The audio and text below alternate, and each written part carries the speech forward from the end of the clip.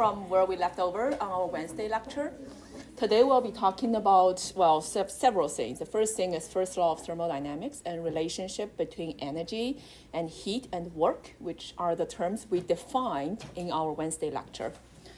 And then we'll introduce several new state functions and line functions we will be using, including like enthalpy and heat capacity. We'll see if we have enough time to go through the Joule-Thomson experiment.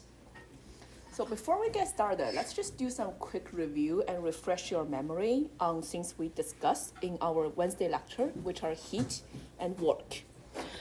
So in here, what we want to do is define this new state function with two things, heat flow and also the work that's being done. As a quick review, when we're talking about heat, we're talking about the energy, or it's a form of energy that's flow inside out of your system when temperature changes. Or if you remember in our Wednesday lecture, we defined that at constant P, we have the change, the infinitesimal change of that heat Q at constant P is given by mass of the object times the heat capacity Cp times the change of temperature, right? And if we want to find the total heat flow during that process, you take integral to get Qp equals to integral from T1 to T2 mCp dt. So that's the heat part. We will talk more about what these heat capacities are in our later time of today's lecture. And similarly, when we're talking about work, there are different types of work that can be done, including like electric work or like PV work. So for now, let's just focus on PV work. When we're saying PV work, you imagine, for example, you have some kind of gas that's expanding and exert pressure on its surroundings and change its volume along the way. So PV work involves change of pressure and volume in the process. So if we're considering a reversible process, we have the infinitesimal change of work for that reversible process. dV equals to negative, dW equals to negative PdV, where P here is our pressure and V here is our volume. And here we're talking about a constant pressure situation as well.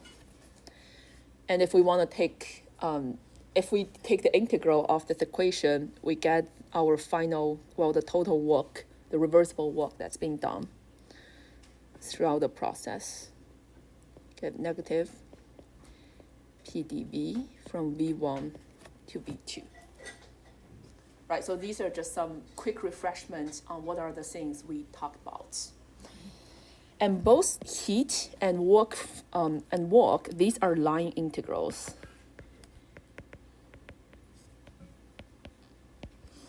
And remember, when we're talking about them being line integral, it means they're path dependent. Right, so when we're taking that integral, we're measuring the area that's below that curve. So apparently what path you take will change the area that's below the curve. So these two terms are our line integrals. They're path dependent. But taking these two terms together, we got to define a new extensive state function. So here are some of the terms that we will be using. For example, extensive, we introduced this idea in our lecture 1. When we're saying some function or some property is extensive, what we're saying is that property, that value of that property, in this case, delta E, is equal to the sum of its value for the part of the system, right? You have energy of, say, 1 mole of gas. You have energy for another mole of gas. The total energy is addition of these 2 moles of gas together. And a state function, we will talk about it later, but in short, it is a path-independent function.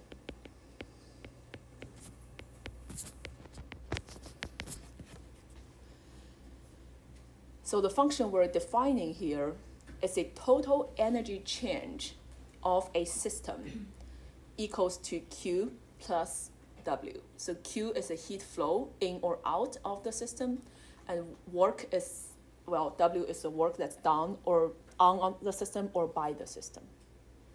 All right, so delta E, the total energy, is given by Q plus W. And we know something about energy, right? So in our sort of common sense, we have conservation of energy. So what that means is for any process we're talking about, the total energy of your system will always be conserved.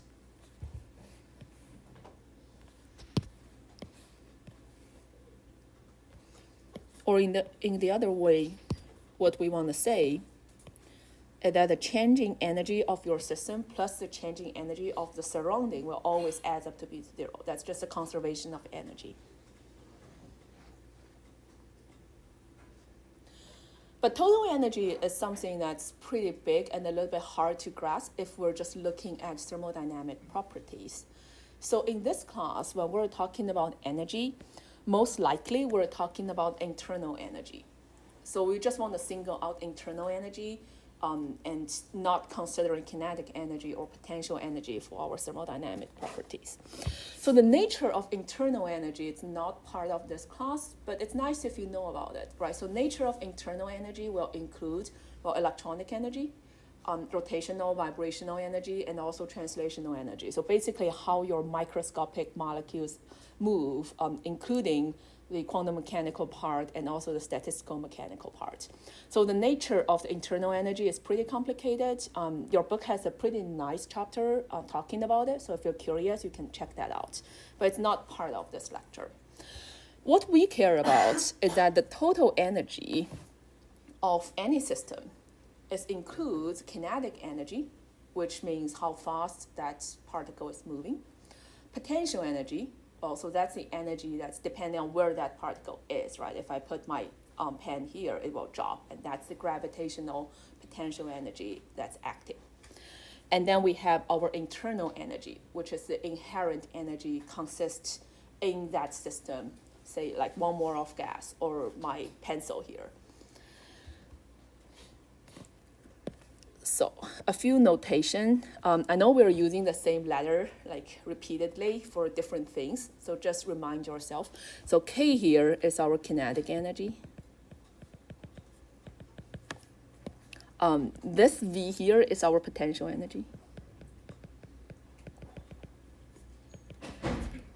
And this U here is our internal energy.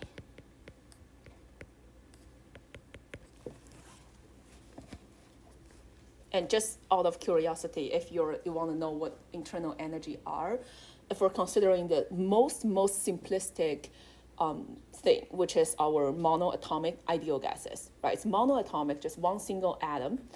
That atom doesn't interact with any other atoms. So in total, we have 3 degrees of freedom, means that particle or that monoatomic gas can move in 3 different directions in the 3-dimensional world. So for monoatomic ideal gas, you have U equals to 3/2 times nRT.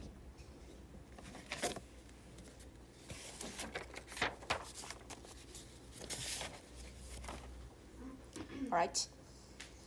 So nevertheless, in thermodynamics, again, let's simplify that equation a little bit. So when we're talking about thermodynamic system, typically we're looking at a system that is at rest. When we are saying it is at rest, we're saying the kinetic energy equals to 0. And we're also saying that system doesn't have any external fields, like gravitational field. That's one of the fields that can introduce potential energy to your system. So here when we're stating it has no external field, we're saying the potential energy equals to 0.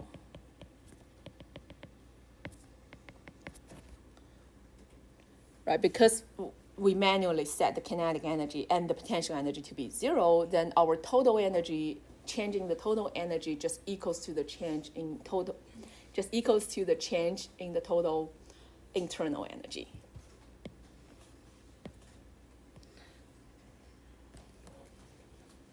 right? So delta U, the change of your internal energy, equals the total heat plus the total work.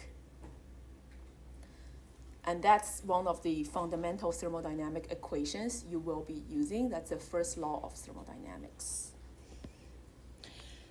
And in here, you will encounter systems that you need to think about it, especially when it is especially important for you to understand whether or not your heat and work is a positive or a negative number. So here are the things to keep in mind. When we're dealing with positive heat flow or heat, what we're saying is the heat is flow into the system from its surrounding. So what that means is, for example, if I have a cup of ice water, right, and I put it on the room temperature, and the heat is flowing from the surrounding into my cup of ice water, so the heat flow for that process is going to be a positive Q.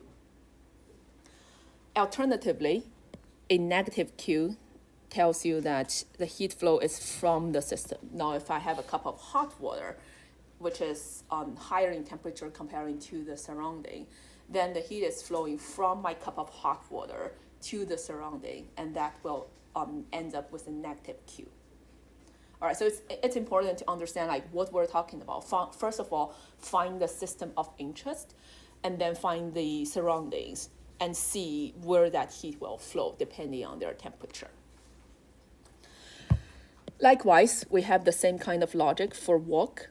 When we're saying a work is positive, what we're saying is the surrounding is doing work on the system. Like if you remember our piston example there, right? So the surrounding is doing work by applying pressure and change its volume. And a negative work means the system is doing work onto the surrounding. So an example of system doing work onto the surrounding is, for example, if I start from a bag of gas molecule, I heat it up, and that gas molecule will expand. So during that process of expansion, my gas molecules or my system is doing work to its outside surrounding. All right, so it's not hard, just like make sure when we're talking about a specific problem, first identify what the system is, what the surrounding is, and how these relationships are taking place, how the heat flow, how the work is done. And with this relationship, delta U equals to Q plus W, we can write out for infinitesimal processes. Now you have the infinitesimal change of U, which is du, give you by the infinitesimal change of your heat and work plus together.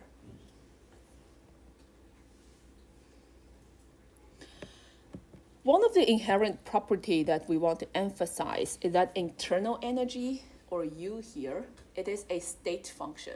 As we were saying, right, internal energy describes the energy that consists in that part of the system, right? If I have one mole of gas, again, it depends on the nature of the gas. I have different numbers of my internal energy.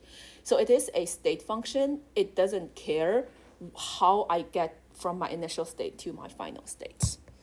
Or the way to put it is that delta U only depends on final and initial states.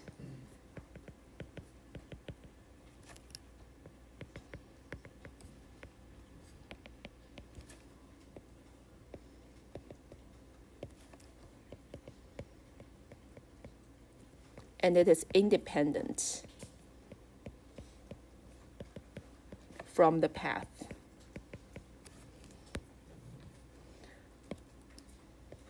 Or delta U equals to U final minus U initial. And again, that equals to Q plus W for our closed system at rest and no external fields. Yes? Isn't dq a line integral? So how do Yes, dq and dw are both line integrals. But the addition of your dq and dw ends up to have a state function. All right, so these two terms are both line integrals.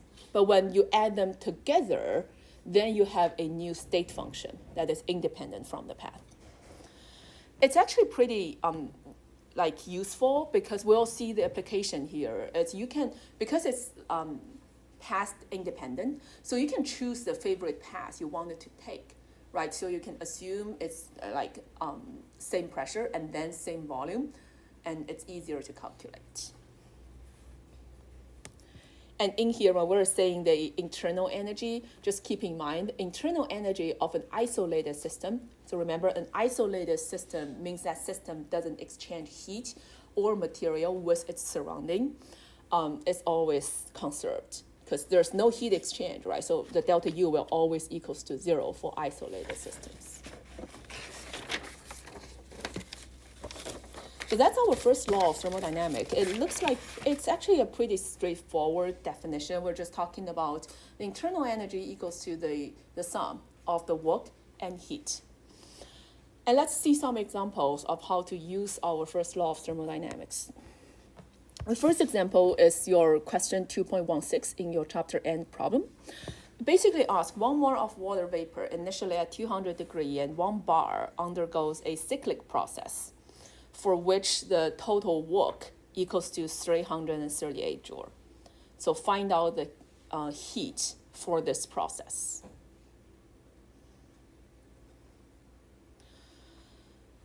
So a few things you want to think about, right? So this is one of the reasons I highly recommend you don't look at the problem and just jump and try to find an equation to use.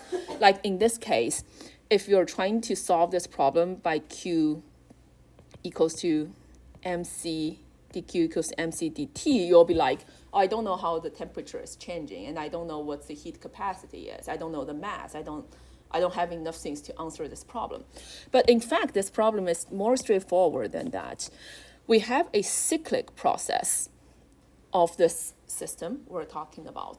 When we're seeing a cyclic process, what we're saying is our initial state equals to our final state, right? And we know our internal energy, delta U, is a state function, so it only cares for its initial state and final state. So my delta U equals to 0 for cyclic process.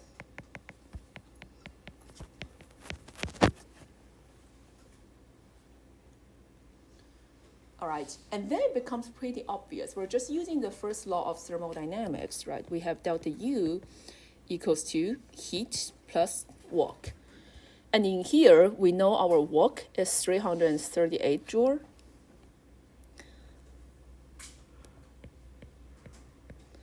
So naturally, our Q equals to negative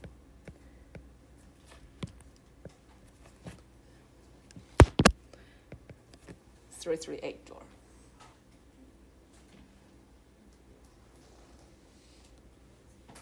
All right. And in this process, just think about it. Now we have a negative Q. What does that mean? It means your heat is flowing from your system to its surrounding. And in here, when we're saying the work is 338 joule, we're saying the surrounding will do 338 joule work on the system. So just keep in mind. So that's one of the example here. Let's do a second example, which is more numeric.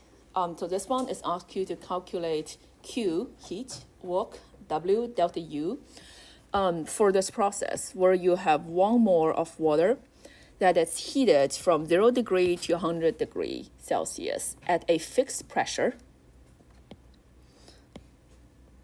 of 1 atm. And also gives you information like what are the densities of water at 0 degrees and 100 degrees.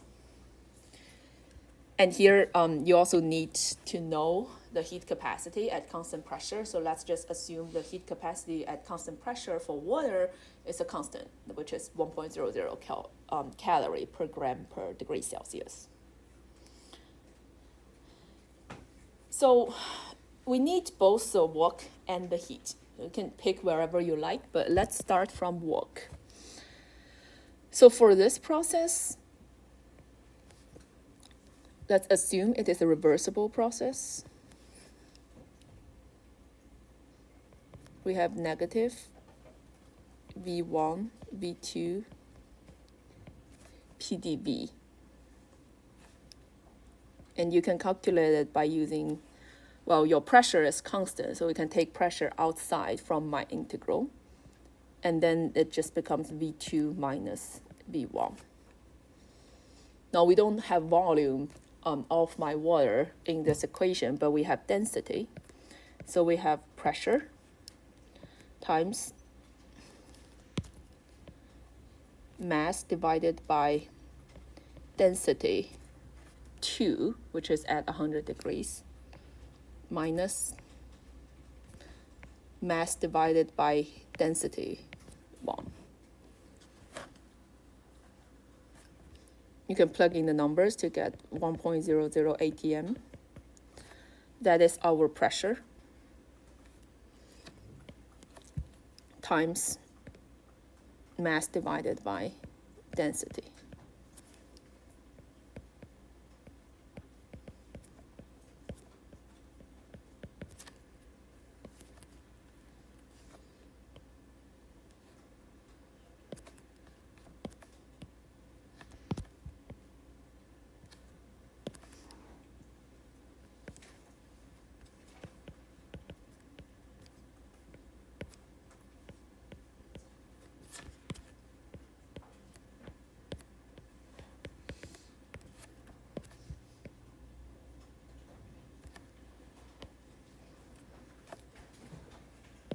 And ends up to be a very small number of only 0.006.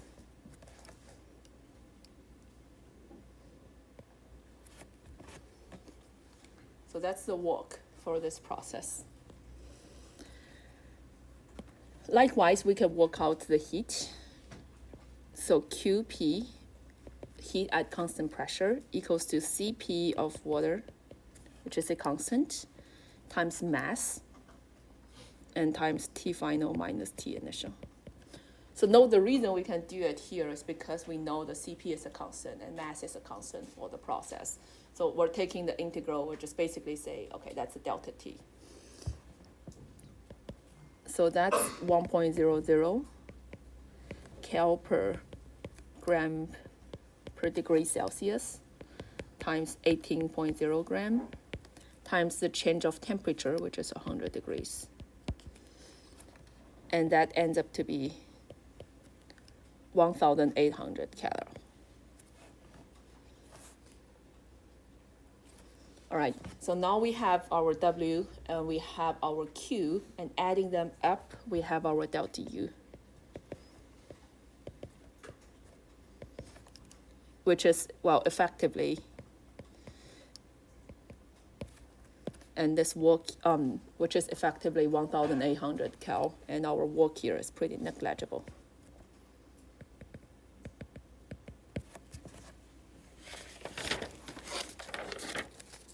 All right.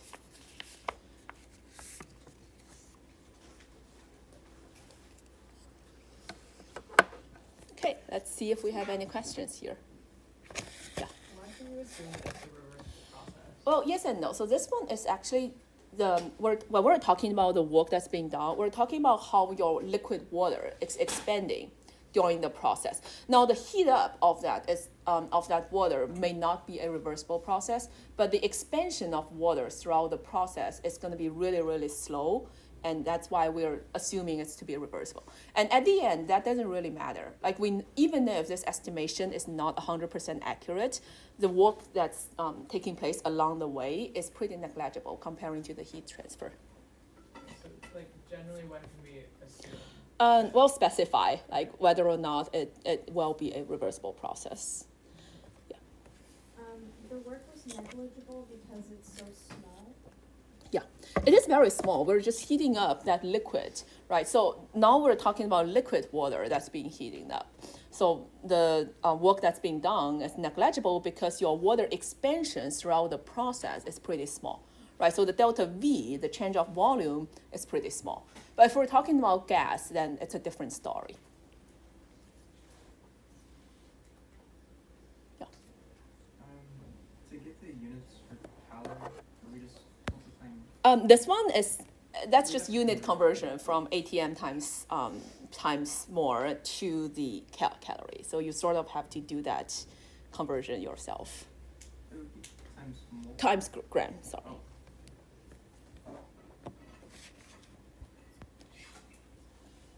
Okay. All right. And then let's move on to lecture 4. I know it's a little bit bad when I'm behind in our week 1, but it's okay. Like, I don't want to rush our process through. So if we're behind, it just means our midterm exams will cover less material, and we'll figure out a way out of it. Okay. So moving on from internal energy. So remember, in our internal energy, we have defined U equals to Q plus W. So now internal energy is a state function, although Q and W, the heat and work, are line functions. We want to introduce a little bit more state function that will come to play in thermodynamics. So the first term we want to introduce is enthalpy. Again, we are using lots of new terminologies, but in fact, it's just a state function that people find it to be very useful in chemistry, and that's why we defined this new state function. So enthalpy, state function enthalpy, H, is defined to be H equals to U plus PV. So whenever you see this kind of symbol, it just basically tells you that's the definition.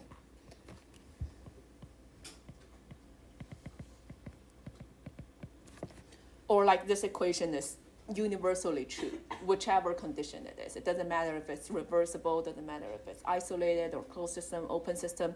Your enthalpy is just by definition equals to internal energy plus pressure times volume. So what exactly is enthalpy? So that's the type of question I typically get confused about. So in here, when we're considering the physical meaning of enthalpy, let's just imagine a closed system that's undergo a isobaric process or a constant pressure process.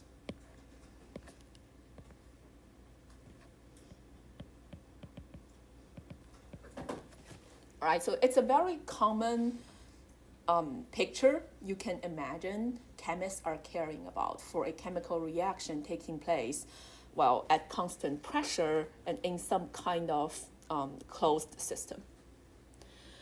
So in this case, when we're writing out our delta U, our internal energy, that equals to U2 minus U1, right? So we care about delta U here is because U is part of our definition for our enthalpy.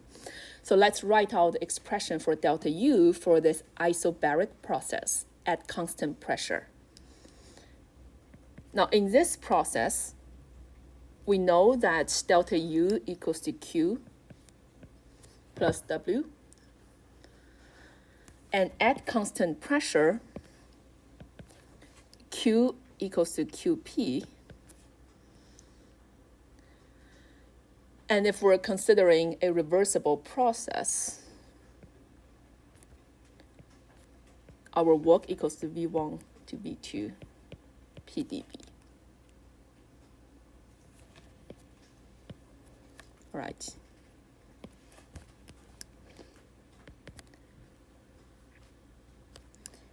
And that gives us QP minus P times V2 minus V1.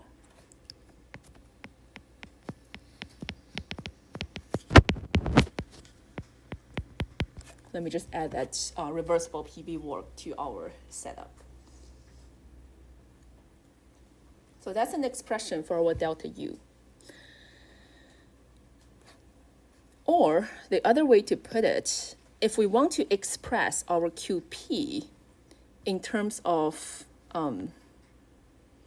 PV and U, what we end up having is QP equals to U2 minus U1.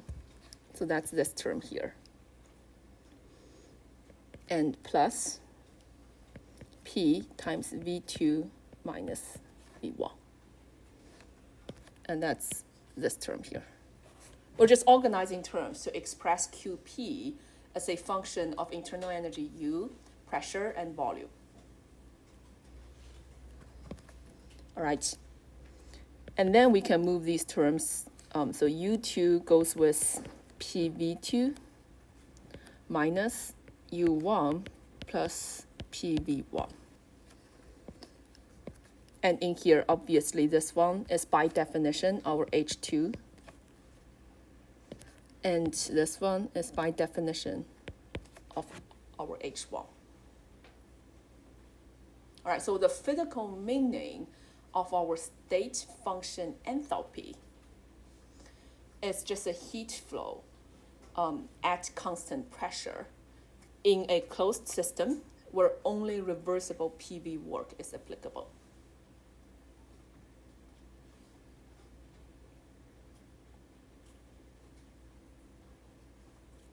All right.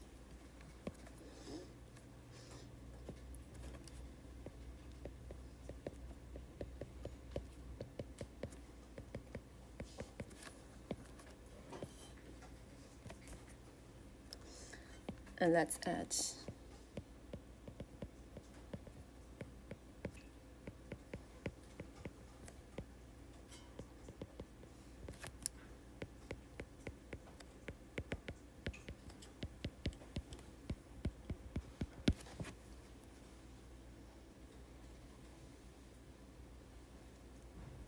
yes. So in the upper equation, you have U plus PV, which would equal like negative Q. So Which one? if you go up to the definition, yeah, U plus PV, wouldn't that equal negative Q? So U plus PV doesn't equal to negative Q. That's a different. Okay. Yeah, I'm not sure where that comes Because from. the U equals Q plus W, didn't we just? Right, so U equals to Q plus W, yes. So But in here, what we're writing out is Q plus W, but W doesn't equal to PV at any situation. okay. It only equals to PV when we're considering like only PV work that's being done and at constant pressure. So that's why we have to, that's why in thermodynamics, you always have to emphasize like what are these equations applicable for. So the first equation here is the general application. Like for any enthalpy, it's always defined equals to internal energy plus PV. But when we're looking at the physical meaning of enthalpy, then we'll imagine a specific scenario to try to give enthalpy a physical meaning.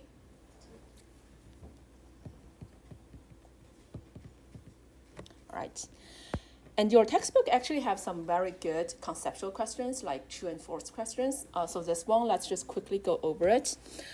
The first one asks you whether or not the quantities H, U, PV, and delta H, and P delta V all have the same dimensions. Or when we're saying they're same dimensions, means like they have the same unit. You can add them up, or you can subtract them from one another. So since we know that H is by definition U plus PV, so my H, U, and PV will for sure have the same dimension. And the same apply, right? When we're talking about delta H, we're just taking the difference between H2 and H1. So your delta H will have the same dimension with your H1 and H2, and with your U1 and U2 or PdV. So this one is true. Second one, delta H is defined only for a constant pressure process. So this is just the question we were just talking about, right? So delta H is always defined whatever situation it is. It may not always equals to QP. So for example, when we're looking at delta H, you can always write it as delta U plus delta PV. Now that gives you delta U plus P delta V plus V delta P. Just like in the situation we were talking about, we keep P as a constant, and then that delta P becomes 0, and we can throw that away at a constant pressure scenario. but delta H is also defined for other processes as well. And then problem C, the answer becomes quite obvious. It says for a constant volume process, delta H always equals to delta U. So this one is not right, because in a constant volume process, you have delta H equals to delta U plus V delta P. Now your delta P might be a small number. It might be a very small number. So for example, for a solid or liquid phase reactions, you will have delta H roughly similar to delta U on the numerical version, but on the conceptual end, it will not be equal. They're different things.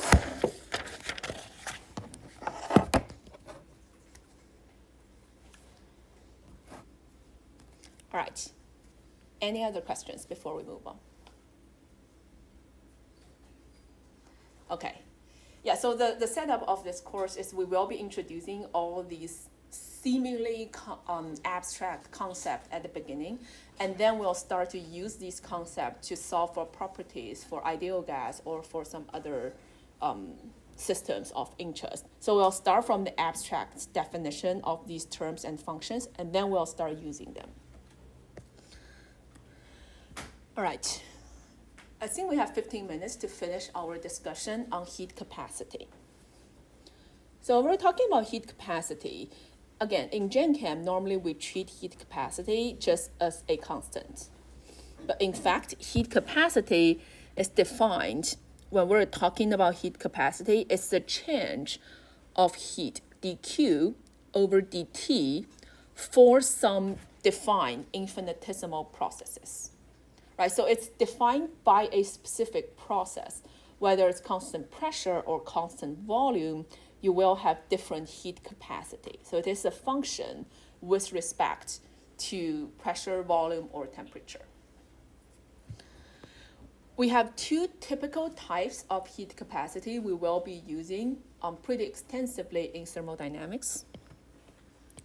The first one is the isobaric heat capacity, or CP. So that is by definition the change of dQ, or the change of heat at constant pressure over change of temperature. And since we worked out that this dQp equals to, well, Qp equals to H for our constant pressure process. So we can rewrite this relationship into partial derivative of enthalpy over temperature at constant pressure. It is a partial derivative because your enthalpy is not only dependent on temperature, it might also depend on volume and other macroscopic properties. It just, we want to emphasize it's at constant pressure here. So that's type 1. Type 2, we have the isochoric heat capacity. So that's CV. So isochoric stands for constant volume.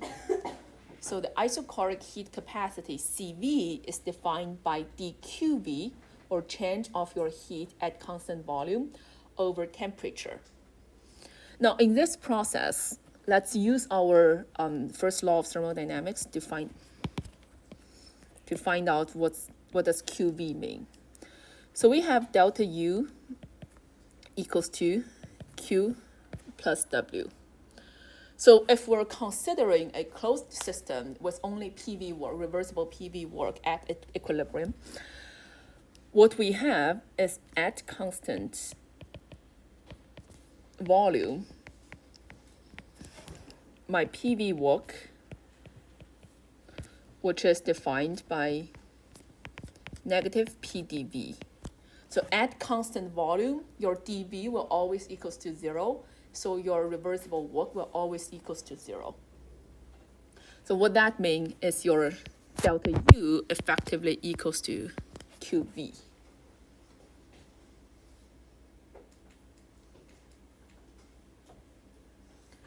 And following our same logic, because our dQV equals to du, we can rewrite our CV to be the partial derivative of internal energy over temperature at a constant volume.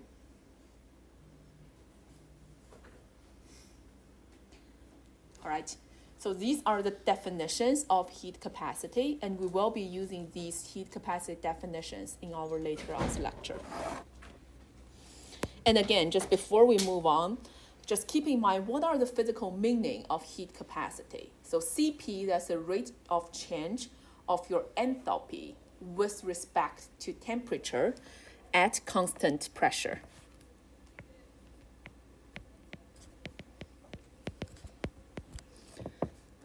And you don't have to remember it because this P is just subscribed in your heat capacity there. And likewise, Cv tells you it's the rate of change of internal energy with respect to temperature at constant volume. And since we're always talking about the heat capacity is rate of change of some state function with respect to temperature, we don't really have a heat capacity for isothermal process because your temperature is not changing for isothermal processes. Right, so we only have two types of heat capacities of interest. And these heat capacities are actually extensive formulas. So you can also write the molar heat capacities for our constant pressure and constant volume processes. Or the way to say it is we can define our CPM. So whenever you have a small abbreviation M, it just tells you that's a molar heat capacity. We're just taking that number of mole away from that expression. You also have a different version of heat capacity called specific heat capacity. So that's a small c with a subscription of P or V. So that's just the actual heat capacity divided by the mass of the substance you're interested in. All right. So let's work out one example together. So one of the typical expected problem is how can you find out what is your heat capacity Cp and Cv now if you know what your internal energy looks like. So just have a random equation like U equals to some crazy coefficient ANTP squared plus N times BT plus beta P third. Has no meaning, just like dreamed out. And can you find out Cp and Cv using this hypothetical expression for internal energy? Right, so for Cp, again, what we have is partial derivative of dH over dt at constant P. Cv, that's partial derivative of internal energy over T at constant V. So let's look at it. Let's look at the Cp first. So H equals to U plus PV. So by definition, H equals to U plus PV. And that gives you ANTP squared plus N times BT plus beta P to the third. So if we're calculating our partial derivative of enthalpy over temperature at constant pressure, what we have is ANP squared, right? So that's where the T goes, plus 3 BN BT plus beta P to the second. And that equals to our Cp. So far, so good. What about Cv? Now, Cv equals the partial derivative of U over dt over V. The first part is all right. We can just take that. Derivative. But one of the things that we are worried about in our expression here is we somehow need to find out the partial derivative of PV over T at constant V Or what we care is some kind of v times partial derivative of p over t at constant v.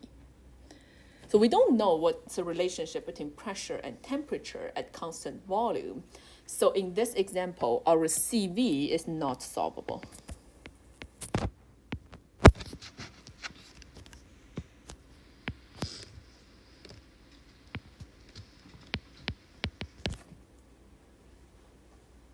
All right.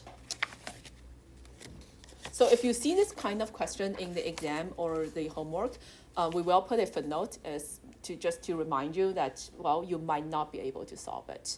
But if you can't solve it, let us know like which part forbid you from solving this partial derivative.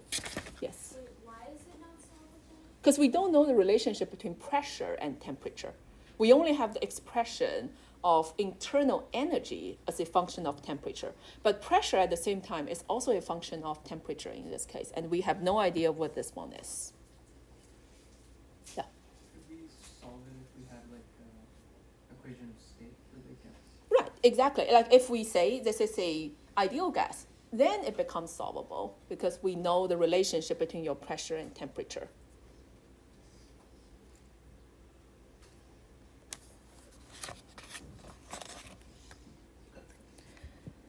Okay, we only have 4 minutes left, so I'm not going to rush us through to the relationship between CP and CV. We'll save it for our next lecture, but if you have time, just work on it yourself and try it yourself. And before we conclude for today, I just want to quickly survey, how do you feel about this format? Do you like this one better or you like the board one better? Because I feel writing on the board, okay, great. Sounds good. And everyone has access to my recordings and everything, and the discussion and tutorial session works fine for you? Okay, just a quick tutorial. Like if things doesn't work, let me know.